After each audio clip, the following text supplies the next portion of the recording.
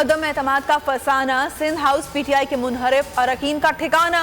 Sindh house में छुपे MNA सामने आ गए।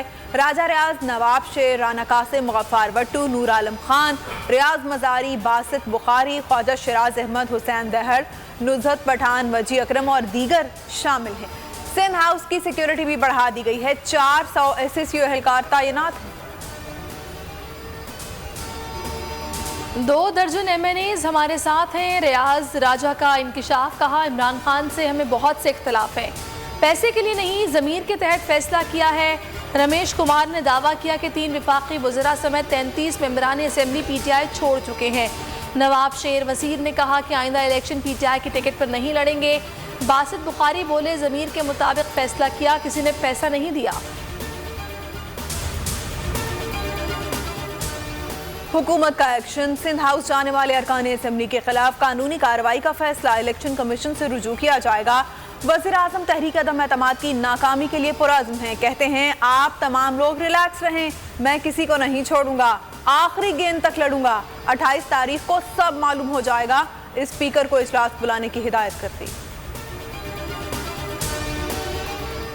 सिंध में गवर्नर राज नाफिज कर देना चाहिए। विफाकी वज़ीर दाखिला शेख रशीद का वज़ीर आज़म को मशवरा। मीडिया से गुफ्तगू में कहा सिंध हाउस एक्सपोज हो गया है, सिंध के पैसों को अरकान असेंबली की खरीदो फरोख्त के लिए इस्तेमाल किया जा रहा है। सईद गनी का जवाबी वार, कहा सिंध में गवर्नर राज का निपास पागलपन होगा। अगर गवर्नर राज लगाना है तो पंजाब और खैबर पख्तूनख्वा में लगाएं।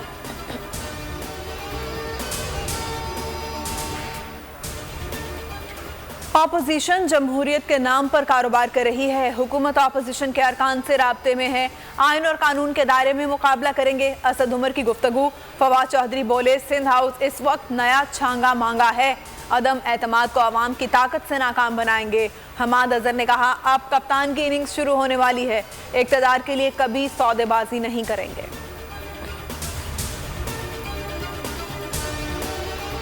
हुकूमत तसादुम की तरफ जा रही है, इनके नंबर्स पूरे नहीं, इसीलिए अरकान असेंबली को धमकाया जा रहा है। यूसुफ अजहर गिलानी बरस पड़े। मोहम्मद जुबैर कहते हैं इमरान खान अक्सरियत खो चुके हैं। PTI के सीनियर अरकान इमरान खान को समझाएं कि अपोजिशन में बैठें, अब ये 2-4 का खेल नहीं रहा।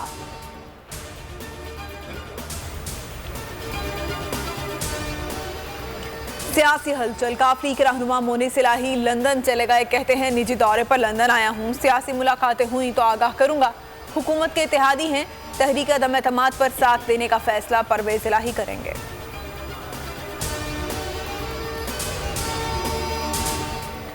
हुकूमत मुखालिफ लॉन्ग मार्च की तैयारियां, शहबाज शरीफ की ज़ेर सदारत तहा मुशावरती इजलास। मुल्क भर में पार्टी कारकुनों को तैयारी का हुक्म दे दिया।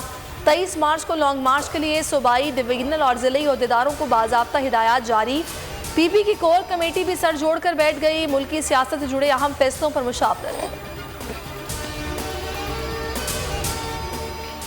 तहरीक इंसाफ के नाराज अरकान को मनाने की कोशिशें। गवर्नर सिंध की आमिर लियाकत से मुलाकात। इमरान इस्माइल कहते हैं इमरान खान के पास नंबर्स पूरे हैं, उम्मीद है इत्तेहादी हक और सच का साथ देंगे। परवेज खटक और मुराद सईद ने ख्वाजा शिराज से मुलाकात की, तहफ़्फ़ुज़ात दूर करने का यकीन दिलाया।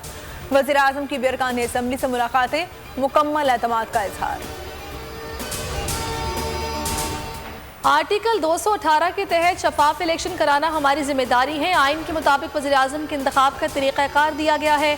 इलेक्शन कमीशन का वजाहती बयान, कहा अदम एतमाद से इलेक्शन कमीशन का कोई ताल्लुक नहीं, कार्रवाई आर्टिकल 95 के तहत होती है।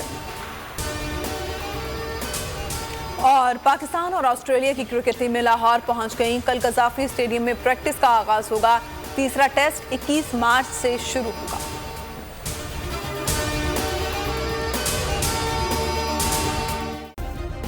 सब्सक्राइब करें और बेल दबाएं ताकि कोई खबर रह न जाए।